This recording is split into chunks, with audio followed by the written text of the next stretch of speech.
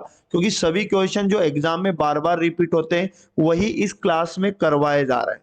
तो पहले साथियों पूरे वीडियो को ध्यान पूर्वक देखिएगा और चलते हैं आज का पहला और इंपॉर्टेंट क्वेश्चन।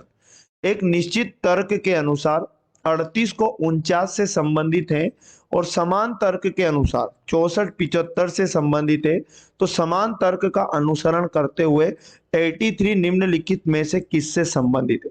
तो इसका मतलब यह है कि हमें 38 से जिस प्रकार 49 बना और ये बोला जा रहा है कि 64 से जिस प्रकार 75 बना उसी प्रकार हमें 83 से क्या बनेगा ये बताना। तो यहाँ पर हमें यह समझना है कि 38 से 49 कैसे बन जाता है। अगर 38 में मैं यहाँ पर 11 जोड़ूं तो बिल्कुल 49 आ रहा है, बट यही चीज यहाँ पे अप्लाई हो रही क्या, 4 में एक जोड़ा 5, 6 में एक जोड़ा 7, मतलब दोनों जगह 11 जोड़ने पर 75 बना। ठीक, तो यहाँ पर अगर बात करें तो 83 से क्या बनेगा, 11 जोड़ देंगे, 3 में एक जोड़ा 4, 8 में एक जोड़ा 9, यानी कितना आएगा 94। ऑप्शन नंबर डी इस क्वेश्चन का राइट आंसर है। ऑप्शन नंबर डी इस क्वेश्चन का राइट आंसर है। अगला क्वेश्चन आपके पास है, जिस प्रकार मोनार्च तितली से संबंधित है उसी प्रकार मांबा किससे संबंधित है। तो यहां समझने वाली बात यह है कि जो शब्द मोनार्च आपको दिया है इसका संबंध जिस प्रकार तितली से है उसी प्रकार यहां पर हमें बताना है मांबा। इस मांबा का संबंध किससे होगा। तो प्यारे दोस्तों मैं आपको बता दूं यहाँ पर मोनार्च क्या होता है, तितली की एक प्रजाति होती है। तो मांबा किसकी एक प्रजाति होती है, 4 ऑप्शन दिया, शाही, सांप, रानी, विष। तो याद रखना ये सांप की एक प्रजाति होती है, यानी इसका राइट आंसर सांप बनेगा। ऑप्शन सही जवाब है। अगला क्वेश्चन हमारे पास है नेक्स्ट वाला, उस विकल्प को चुनिए जो छठी संख्या से ठीक उसी प्रकार संबंधित है जिस प्रकार पहली संख्या दूसरी संख्या से संबंधित है और तीसरी संख्या चौथी संख्या से संबंधित। मतलब जिस प्रकार 169 से 182 बना उसी प्रकार हमें क्या बनाना है, 225 से 240 बना तो किससे 306 बना। तो समझने वाली बात यह है कि 169 से 182 कैसे बना। तो हम एक काम करते हैं, 169 हमें पता है कि ये 13 का वर्ग होता है। अब 13 का वर्ग तो होता है लेकिन 13 का वर्ग करने से 182 नहीं बनेगा। तो अगर 13 में मैं एक जोड़ूं अगर तो आएगा 14, और 13 में अगर हम 14 का मल्टीप्लाई करें तो 14 थी 42, कैरी 4, 14 एकम 14, 4 18, 182 बन रहा है। इसी प्रकार 225 को समझे तो 225 किसका वर्ग होता है, आप कहेंगे ये 15 का वर्ग होता है। और मैं आपको बता दूं 15 आया और 15 में एक जोड़ा तो कितना 16, और 16 का जब हम गुणा करेंगे 16 पंज 80, कैरी आएगा 8, 16 एकम 16 और 8 24, तो आपके पास 240 बन रहा है। तो यहाँ कौन सी संख्या रखी जाए कि यहाँ पर ऐसा कंसेप्ट लगाने पर 306 बने। तो यहाँ पर आपको उठाने होंगे ऑप्शन, यानी यहाँ पर अगर हम क्या करें पूर्ण वर्ग संख्या 209 ले, क्योंकि ये पूर्ण वर्ग संख्या है और एक ही संख्या है। तो 289 को अगर हम लोग लेते हैं तो 289 17 का वर्ग होता है, और यहाँ पर जब हम 17 में एक जोड़कर 18 का गुणा 17 से करेंगे तो बिल्कुल 306 बनेगा। तो right answer 289 option number B सही होगा।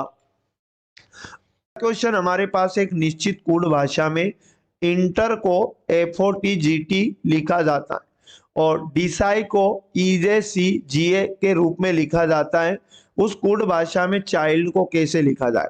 तो समझने वाली बात यह है, सीखने वाली बात यह है कि इंटर को यहाँ किस प्रकार FO, उसके बाद T, फिर लिखा गया G, फिर लिखा गया T। उसी प्रकार यहाँ पर एक और शब्द बताया DICEY, इसको यहाँ पर लिखा गया EJ और उसके बाद CG और लिखा गया A। उसी प्रकार हमें किसको लिखना होगा, चाइल्ड को। तो यहाँ पर पहले कंसेप्ट समझते, अंग्रेजी वर्णमाला यहाँ पर अप्लाई होती है। जैसे अंग्रेजी वर्णमाला में E 5 नंबर पर, N 14 पे आता है और T को तो इसने T ही लिखा, और E 5 पर फिर से यहाँ पर R 18 लिखोगे। तो यहाँ पर F 6 नंबर पे होता है, O 15 पर और T को T ही लिखा, G 7 और T 20। मतलब यहाँ क्या समझ आया, 5 में एक जोड़ा तो 6, 14 में तो 15, T को T ही लिखा, और यहाँ पर 5 में 2 जोड़ा तो 7, 18 में कितना जोड़ा 2 तो +7। मतलब अगल बगल के दो शब्दों में शुरू के 2 में तो +1 किया और आगे +2 किया आखिरी के 2 में। तो यहां भी यही चल रहा है क्या, तो डी में 1 जोड़ेंगे तो ई, आई में 1 जोड़ा तो जे, सी को सी लिखा। इसी प्रकार ई में 2 जोड़ेंगे तो जी आएगा और वाई में 2 जोड़ेंगे तो जेड और ए, मतलब यहां पर भी +2 हुआ। तो यही चीज यहां पर अप्लाई करेंगे। तो सी में तो अपने को पहले तो +1 और +1, शुरू के 2 में तो +1 और आई को आई ही लिखना पड़ेगा और आखिरी के 2 में +2 हमें ऐड करना पड़ेगा। तो सी में 1 जोड़ेंगे तो डी आएगा, एच में 1 जोड़ेंगे तो आई आएगा और आई को हम लोग यहाँ पर आई ही लिखेंगे। ठीक है, तो यहाँ पर एच में 1 जोड़ेंगे तो एच के बाद क्या आता है आई, और आई को आई ही लिखेंगे तो डी डबल आई, और एल में 2 जोड़ना है तो एम और एन, यहाँ पर एन आएगा, और डी में 2 जोड़ेंगे तो ई एफ, यहाँ पर एफ आएगा। तो D double I N F इसका राइट आंसर बनेगा। ऑप्शन नंबर ए इसका करेक्ट आंसर है। नेक्स्ट क्वेश्चन, नीचे दी गई श्रृंखला में गलत पद ज्ञात करें। तो प्यारे साथियों एक सीरीज आपको दी गई है, इसमें गलत पद लाना है। समझने वाली बात इसमें यह है कि भाई ये सीरीज आगे कैसे बढ़ रही है। 80 से 70 मतलब -10 हुआ, और 70 को 55 तो घटा लो कितना कम हुआ, -15 कम हुआ, और 55 से 35 बना माइनस हुआ 20, और यहाँ पर 35 में से अगर कितना चला जाए 25 तो हमारे पास 10 आ रहा है। तो मतलब 55 का डिफरेंस कम होता जा रहा है, और 10 में से कितना घटाया गया कि माइनस, तो -30 घटाया गया, और 30 में से याद रखना यहाँ पर कितना घटाया गया, तो यहाँ पर अगला क्या आएगा, हमें 35 घटा किस में से, तो -20 में से हमें माइनस करना पड़ेगा 35। तो यहाँ माइनस का कितना आना चाहिए 5 और 0 5, और 3 2 कितना 5, मतलब माइनस का 55 आना चाहिए, लेकिन आया कितना 50। तो ये 50 वाला जो पद है ये गलत है, यही क्वेश्चन ने पूछा। ऑप्शन नंबर क्या करेक्ट होगा, -50 यहाँ पर गलत है। अगला क्वेश्चन, नेक्स्ट और इंपॉर्टेंट क्वेश्चन है, दिए गए पैटर्न का ध्यानपूर्वक अध्ययन करें और उस संख्या को चुनिए जो प्रश्न चिन्ह के स्थान पर आएगी। तो यहाँ पर इस प्रकार से एक कॉलम आपको दिया है, रो कॉलम, और यहाँ पर एक क्वेश्चन मार्क के इसकी जगह क्या आएगा। तो दोस्तों जब भी ऐसा कोई कॉलम आपको दिखे तो ये जो बड़े नंबर होते हैं कहीं ना कहीं छोटे नंबर के कंसेप्ट से बनते, मतलब 7 और 3 से मिलकर कहीं ना कहीं 116 बना। तो हम क्या करेंगे, में 3 को जोड़ेंगे तो कितना बना 10, और 10 का वर्ग किया जाए तो कितना होता है 100, और 100 में 16 जोड़ेंगे तो कितना आएगा 116। क्लियर। इसी प्रकार 8 और 4 से मिलकर 160 बना। तो अपन क्या करते हैं 8 को और 4 को जोड़कर जो 12 बनेगा इसका वर्ग करते हैं, तो यहाँ पर 144 आएगा। क्लियर। अब 144 में अगर 16 जोड़ेंगे तो यहाँ पर बिल्कुल 160 बन रहा है। तो ये 16 जोड़ना है, बस दोनों को जोड़ के वर्ग करके। तो यहाँ पर भी 2 प्लस हम लोग 13 करेंगे तो 13 2 15 होगा, और 15 का वर्ग करेंगे तो 225 बनेगा, और इसमें भी कितना जोड़ना पड़ेगा 16, 6 5 11 कैरी 1 2 1 3 और 1 4, तो 241 यहाँ पर आना, यानी ऑप्शन नंबर डी इसका करेक्ट आंसर बनेगा। लक्ष्मी हमें पसंद है जी, बस भाई है, और a माइनस बी का अर्थ है ए बी की पत्नी है, a गुणा बी का अर्थ है ए बी की पुत्री है, a भागित बी का अर्थ है ए बी का पिता है। तो दोस्तों इसका हमें आंसर बताना है कि ये जो समीकरण दिया इसमें t का p से क्या संबंध बनेगा। तो ऐसे को करने के लिए डायरेक्ट आपको क्या करना है, इन चिन्हों का मतलब समझना है। जैसे यहाँ पर P और S लिखा, तो P और S के बीच में प्लस का चिन्ह है, तो प्लस का मतलब हमें ऊपर क्या बताया, तो आप कहोगे कि A प्लस बी का अर्थ बताया कि A B का भाई है।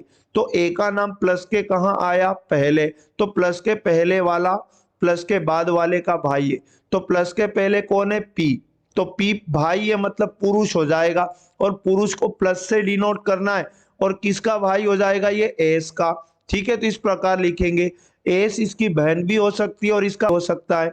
इस प्रकार एस और क्यू के बीच में लगा गुणा, और गुणा का अर्थ क्या बताया, ए बी की पुत्री है, और गुणा के पहले नाम आया ए का, तो गुणा के पहले वाली पुत्री है मतलब एस, एस यहाँ पर क्या हो जाएगी पुत्री, यानी कि फीमेल हो जाएगी, और किसकी पुत्री हो जाएगी क्यू की। तो क्यू इसके पिता या इसकी माता दोनों में से कुछ भी हो सकता है। फिर यहाँ मल्टीप्लाई का साइन लगा है क्यू गुणा आर, और गुणा का मतलब हम पढ़ चुके हैं कि ए बी की पुत्री है, गुणा के पहले वाली पुत्री है मतलब क्यू फिर से पुत्री बन जाएगी। तो यहाँ पर पुत्री है, क्यू फीमेल है, ठीक है ना। और किसकी पुत्री? आर की। तो आर पिता भी हो सकते हैं और आर इसकी माँ भी हो सकती है। फिर यहाँ माइनस का साइन लगा दोनों के बीच में, तो माइनस का अर्थ होता है ए बी की पत्नी है। तो माइनस के पहले वाली है ना, माइनस के बाद वाले की पत्नी है। तो माइनस के पहले आर था, तो आर क्या हो गई? पत्नी हो गई। किसकी पत्नी हो गई? मतलब आर फीमेल है, और ये पत्नी हो गई किसकी? टी की। तो टी पुरुष हो जाएगा, मतलब ये इसका पति हो जाएगा। क्लियर। आगे लिखा है भागित वी, और भाग का अर्थ बताया ए बी का पिता है, तो भाग के पहले वाला पिता हो जाएगा, मतलब टी पिता हो जाएगा। किसका पिता हो जाएगा? तो आप लिखोगे भाग के बाद वाले का मतलब वी का। फिर यहाँ पर भाग का चिन्ह लगा है, फिर से भाग के पहले वाला पिता हो जाएगा। किसका? भाग के बाद वाले का। तो ये वी भी पिता बन जाएगा। क्लियर। यानी पुरुष है ये भी। और किसका? यू का। यू इसका बेटा या इसकी बेटी कुछ भी हो सकती है। क्वेश्चन ने कहा कि पी टी का पी से क्या संबंध है? तो ऐसा जब भी पूछा जाए हमेशा पी से, जिससे पूछता है वहां से आपको पकड़ना है और टी पर जाना है। ठीक है, तो पी से हम जाएंगे टी पर। तो देखो ये पी क्यू की क्या थी? क्योंकि यहाँ पर ये पुत्री एस थी और एस का भाई पी था, तो मतलब क्यू का ही पुत्र हुआ पी। ठीक है ना। तो ये क्यू कौन हुई? इसकी माता। और ये माता की आर कौन है? माता। तो माता की माता क्या होती है? नानी होती है। क्लियर। और नानी का पति कौन होता है? नाना। तो टी क्या लगेगा इसके? नाना। ऑप्शन नंबर डी इसका करेक्ट आंसर हो जाएगा। तो दोस्तों ये थे पूरे 10 के 10 ही क्वेश्चन जो आपको एग्जाम के अंदर देखने को मिलेंगे। तो मिलेंगे पुनः नेक्स्ट वाली क्लास में। जय हिंद, जय भारत, वंदे मातरम।